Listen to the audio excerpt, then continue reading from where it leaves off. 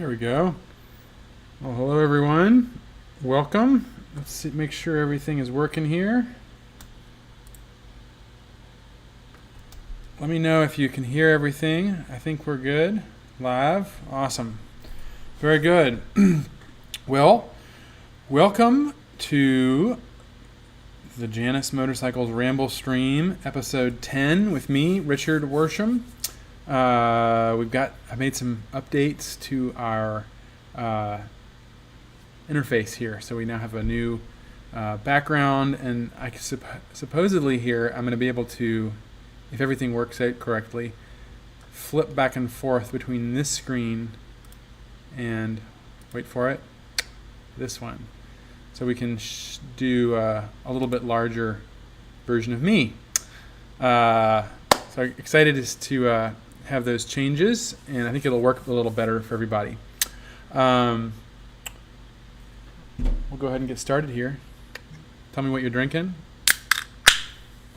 Oh, that's kind of foamy. This is from a Janus customer. He sent these back to us from Syracuse, and I'll tell you how it is. I haven't had one yet. Ooh, very hoppy. Very good. This is a Middle Ages Spa Syracuse Pale Ale, SPA Spa, SPA Syracuse Pale Ale. So I guess it's its own thing. Syracuse, New York. That is a really cool thing that a lot of our customers do is they'll send us, or John or Woody or whoever's doing the delivery will come back with a 6-pack of some kind of local beer, which is always nice. The shop crew loves it. Okay, let's see. So now what I also did was I moved the screens around. So I may be looking down now, but not over at the other screen to see comments, which is going to be, I think, a little better. So we got Multifarious is on. He likes the new screen. Yes, me too. I think a little bit bigger. A lot of the time I'm just rambling, of course, and so having a little tiny screen of me, where is it? Down in wherever it is, that corner, doesn't make as much sense. But we will be able to expand it out if we want to see something else or look at something. Like this evening. We'll get to that in a minute. Howdy from Confed Yank. As always, good to see you, my friend. Charles, good to see you as well. Jeep Man Dan, how's it going? Multifarious. Yeah, okay, we're live. How was your weekend? Did you get to ride? Did I ride? I didn't do a whole lot of riding actually this weekend, but over last week, over the 4th, I did some marvelous riding. Actually, I had one of the best rides I've done all year. My buddy Jesse, who, if you've seen any of our videos about doing Saddle Store 1000s or the Janus Motorcycles feature list video, where it's just me reading an essay essentially while I wasn't actually reading it while I was riding, but there was a GoPro. I think it was a GoPro on my helmet, and we're riding on this very decrepit road up in northern Michigan called M119, kind of bombing this road, and that's Jesse, one of the riders with me. So we've done a lot of riding, very long distance riding together, and we took the back roads, kind of just completely got lost. We literally just decided we were going to go on a ramble, and no map, kind of a rough idea of where we wanted to go. And it was probably a 120-mile ride, round trip. We found a nice little brewery on 2 little lakes up in Michigan. Lots of gravel roads, lots of wildlife. Luckily, none we ran into. And it was one of those rides where, I don't know, it was actually like the hair went up on the back of my neck a couple of times. Not out of fear, but out of like just exhilaration. I'm sure we all know the feeling, but like going over a hill, down into a valley, and maybe you're in a cornfield, and then you go into a wooded area, and the temperature changes, the smells are all different, and I was just like, this is, all right, best ride yet this year. So it was really, really, really great. Um, uh, Confed Yank is drinking sweet tea. Jeep Man says, how far in Michigan? Not very far. I actually don't even know what the name of the lake was, but we were north of Dowagiac. So the reason it was 120 miles round trip was because we were taking every gravel road we could find, not because we went very far, which is the best kind of ride, in my opinion. There's a time and a place for long distance fast riding, but that wasn't what we were doing. So we had a really, really good time. Confed Yank. So I've been considering a checklist that seemed to be common among Janus owners. Seems to check out for drinking in his local breweries. Yeah, I think so. Why not? I don't know if breweries or pubs in England or on the continent brewed much of their own beer 100 years ago or so, but probably more than we think. But that definitely is sort of that flavor of the road that you get with, if you read about motorcycling or traveling in the past, there was stopping at a tavern or a place and sampling the local food and drink, shall we say. And I think that's an eternal aspect of traveling, because sharing food with other people, sampling what the food is like in a different place is a really great way to experience it, because that's how, if you just eat in your own carriage or your own car as you travel, you don't get to interact or meet people. So it's a great opportunity to do that, and I think that's why we do it. It's also why a lot of motorcyclists like stopping at coffee shops and stuff like that, because you can only drink so much beer safely on a motorcycle, and it's another way to stop and engage with locals. Russell Peters. Hello, Russell. Hello, working in North Carolina from Kentucky. Fantastic. Good to see you on. Confed Yank says, certainly since brewing is a science hobby to create a unique taste, North Carolina has many local breweries and wineries. Yeah, it's been neat over the last 25, 30 years to see all these breweries pop up all over the place. Local, small ones, that is. All right, well, let's go ahead and see if my technology will help me or hinder me here, and we're going to pull up our poem for the day, which is a very short one. And I can't remember, is it Confed Yank? I can't, if it's you who's interested in topography and printing, but if you're interested in topography, this poem will appeal to you. So let's see if it'll work here. Look at that, it did.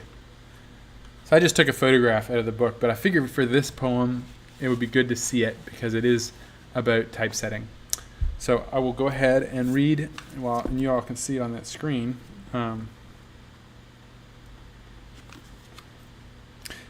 This is, if I can find it.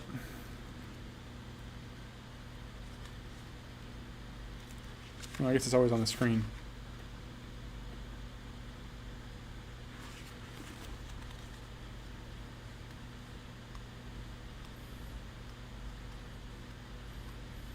There it is. This is another poem by my favorite, Richard Wilbur. We've already covered some of these from his book, New and Collected Poems, called Ampersand. That's the name of that little and sign that the abbreviation for and.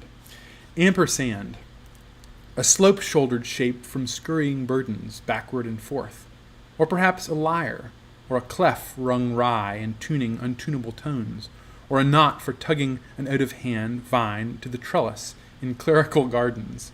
Sweetness and light, ice and fire, nature and art have dissocketed all your bones. Porter, poor pander ampersand.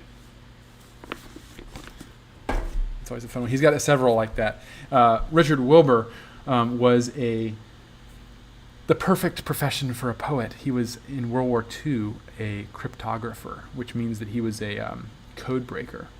And so he loves alliteration, all kinds of the very studying the very letters that make up our language. So he does a lot of stuff like that. I love I love ampersand. I was reading it.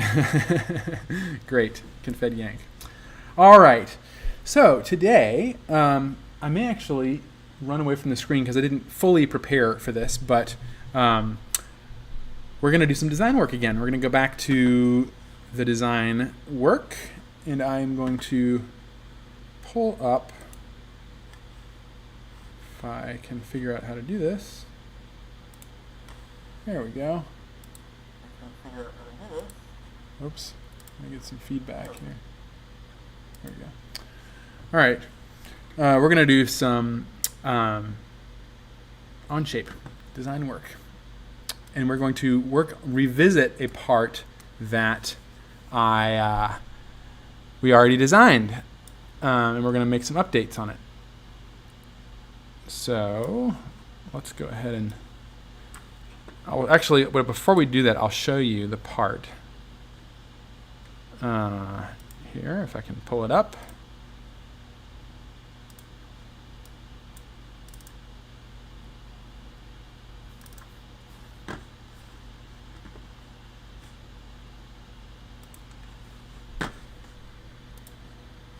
Let's see if it'll do what it's supposed to do here. There we go. All right. So here's the, well, there we go. There is the part. So this is, I'll try to make it a little bigger.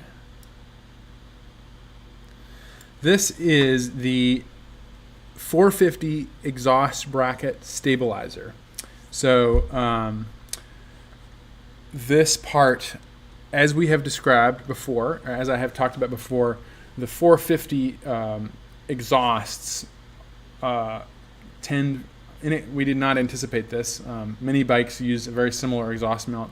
It's about the same strength as ours, but they vibrate sideways more than we anticipated. And that vibration, as some of our owners will tell you, with the higher mileage bikes, can result in either the exhaust bracket or the passenger peg suffering from a fatigue failure. So, and also if you all have been on this Ramblestream before, you'll know that those fatigue failures are the bane of my existence, and they are the thing that I have a hard time anticipating on the design. So this part here, we will go ahead and go back to on-shape.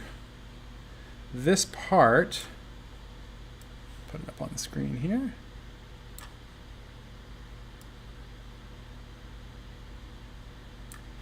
I wonder if I can actually do a display capture.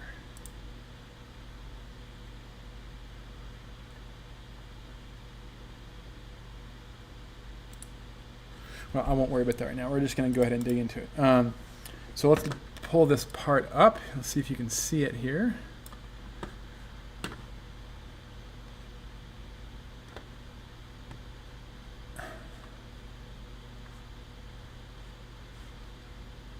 I'll let that load for a minute. But this part bolts to the center stand bracket. And the old original design, we had this idea for a center stand underneath the motorcycle, underneath the 450, on the main frame, and then it attaches to the two exhausts and holds them firmly, positively apart, so that they won't be able to vibrate and break. And it's kind of a neat piece. I think it's going to be pretty affordable to make and to send out to folks, and not difficult to install. So we're excited for it. This is a part that Woody and I kind of developed. We had a bike up on the stand, and we were just talking it through probably for about an hour or so, figuring out what would work or what wouldn't. And by the end of the time, we had a really good time, and I think came up with a great solution. So this is the model will load here. That's it right there. That part that's highlighted in yellow. And I'm actually going to step right back. I'll grab one for you so we can see the finished, or the prototype part.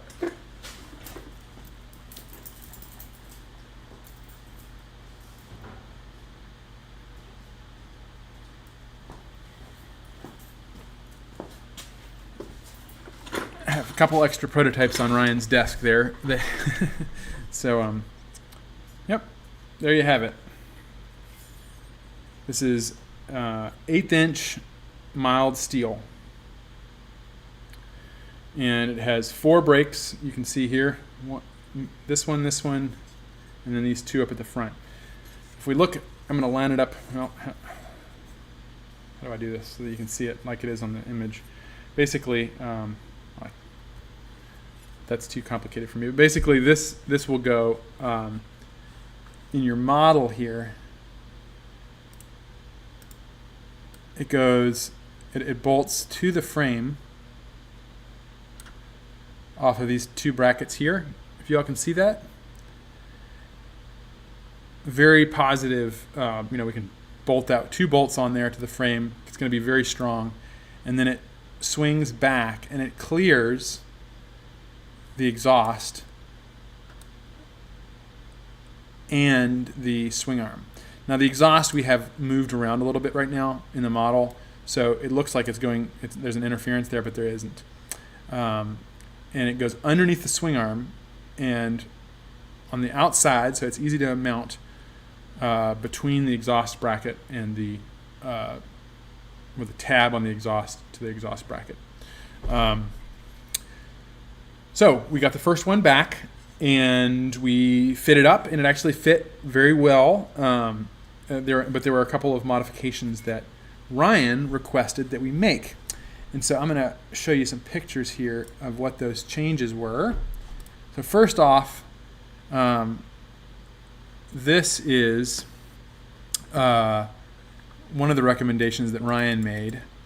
At the front of at the leading edge, it looks like there's just not quite enough clearance so that if there's any variation between frames, which there shouldn't be, but we want to make sure there always is some level of variation between frames, even if it's minuscule. And we're talking about, this is going to go all the way back to the very first production unit. So there certainly have been more changes between number 1 and number 200 than there are between number 200 and number 150, for example. But there are minute, things go a little different. The tooling changes, and so as we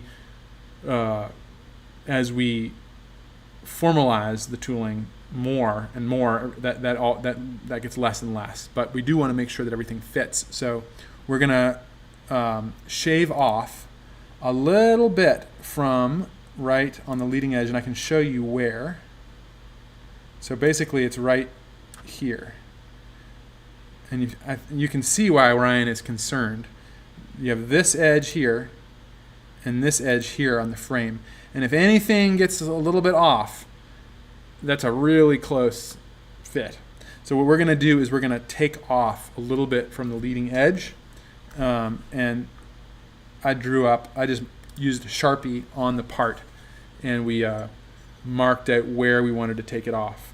And then the other change is that we wanted to slot the rear bolt hole a little bit more. Oops.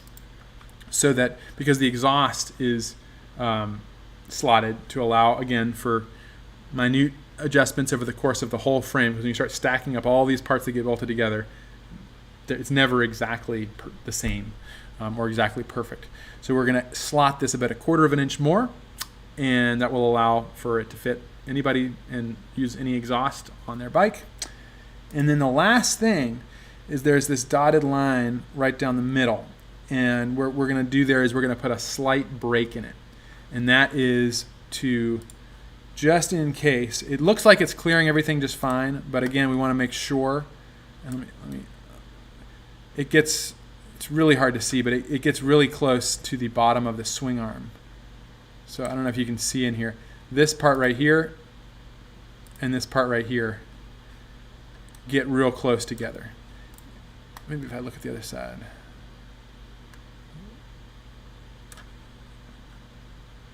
So we just switched the model around. We're now looking at the right side of the bike. And I think you can see a little better here just how close the swing arm is to that plate. And so that what the goal is going to be is to, when it sits underneath there, just make it, put a little bit of a break there so that clears that fully. You want to have probably a 1/4 of an inch just to make sure that it doesn't contact anything. So that's what we're going to do right now. Let me take a look at some comments here.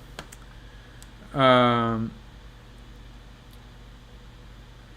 Yank says, I only own about a dozen or so typewriters and a half a dozen custom keyboards. Nice. He says, have we considered aluminum? You could potentially do aluminum there. Yeah, you could do aluminum. To be honest, I haven't considered it just because the steel is going to be real strong and it's not going to suffer from any vibration issues. It does not weigh a whole lot. I mean, it does add weight, I will say, but it's not super heavy. And at 1/8 inch, I think if I went with aluminum, I have to go a little bit thicker. And it would also increase the cost. Grant says, hey Grant, how's it going? Good to see you on here, Russell. Hope work isn't too busy for you. Clear for unexpected vibrations. Yeah, exactly. Bushing where considered. What bushings are you talking about? Seth Mark. Sorry he's late. No worries. What you drinking, Seth? Are you drinking what is it? Do you drink soft drinks? I can't remember. Pete Marino. Good to see you on here. Glad you're doing all right. Your bike is looking good here. It's in for some service. Jeepman Dan says, do you have a price yet for that bracket by chance? Jeepman Dan, that will be free for you because anyone who has a bike, this will be something that we need to get you. This is under warranty, shall we say. Otherwise, we're going to have to replace your exhaust, and we don't want to do that. Or something else. Confed Yank says, I read the article about hand vibrations. One thing I'm wanting on my motor... the one...